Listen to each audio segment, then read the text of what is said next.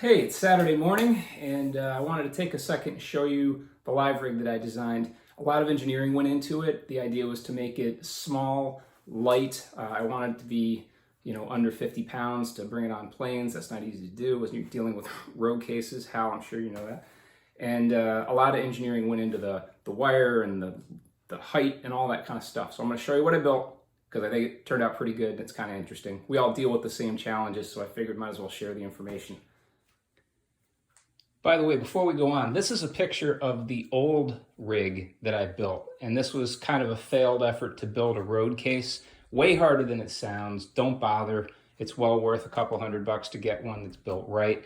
But I just wanted a trough to kind of dump everything in that had handles that I could kind of pick it up and move it. I knew this wasn't going to be anything I could use outside of the home. But anyway, much improvement was needed.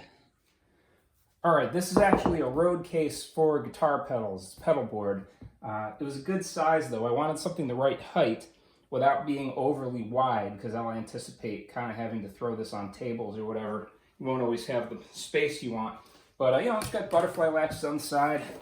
I foamed out the top. This is actually part of the engineering, because you can't have your foam too tall. You want to squash the gear in there, but you don't want to over squash it. So height became really important when I was designing this. You could see how everything is pretty much the same height. That took some planning. Most of this stuff is USB. That's why I've got a USB hub built in here. And as you can see, I've got all the connectivity on the front panel. So power, guitar, mic, mains. I have turntable input along with a ground tie down, just in case I want to connect a turntable. Because remember, the Chaos Pad's got a phono input. Headphone and USB. I don't know what that's for yet, but I figured I had an extra USB port or two.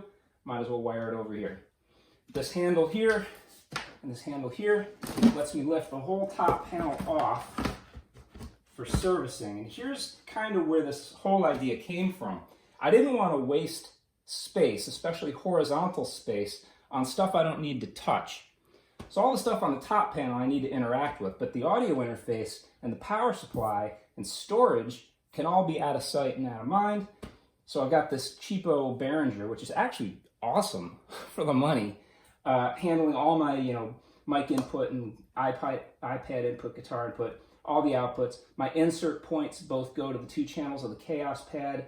Insert points, man, they're hard to find, but they're awesome.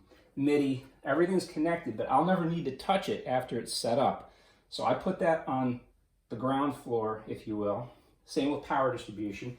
I've got a PowerCon True 1 feeding this power distro, but I don't need to touch it.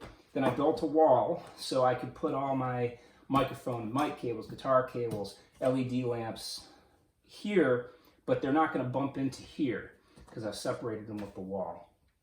Obviously, that's so I can transport it easily, but everything's wired in such a way that I don't need to touch it or worry about it. It's all where I want it.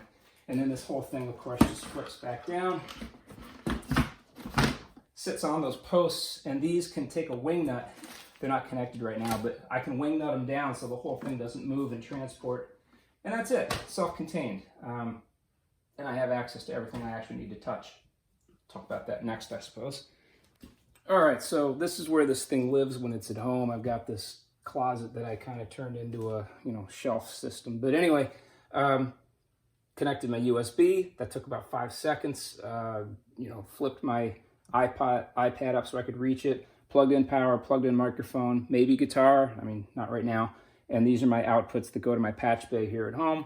I didn't even plug in my headphones for now, but they go there. I mean, really easy, right? The whole thing fires up at once. And then this connection to the USB hub obviously hits the computer.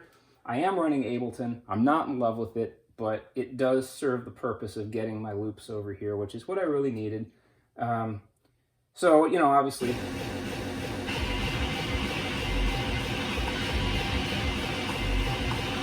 we all know what that does. And then the iPad, I've just got a bunch of weird stuff. This is an old iPad, and I can really only get old software developed by nerds. So that's worked out great because I got all these cool noisemakers.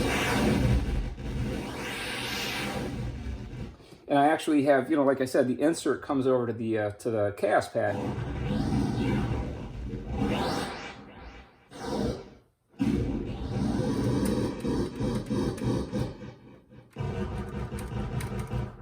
So there's some interesting possibilities there. And this chaos pad's got the samplers on it. This is quite a bit better than the sampler on the original one. So and that's it. I'll spare you the microphone part, but that goes through this also. And, you know, setup is less than a minute.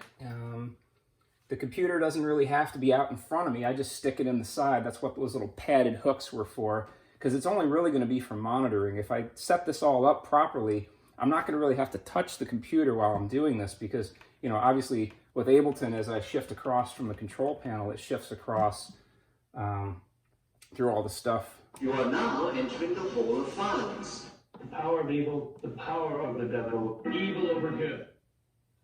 So that's it. Pretty straightforward. I've only begun to fiddle with it, but it's working out great.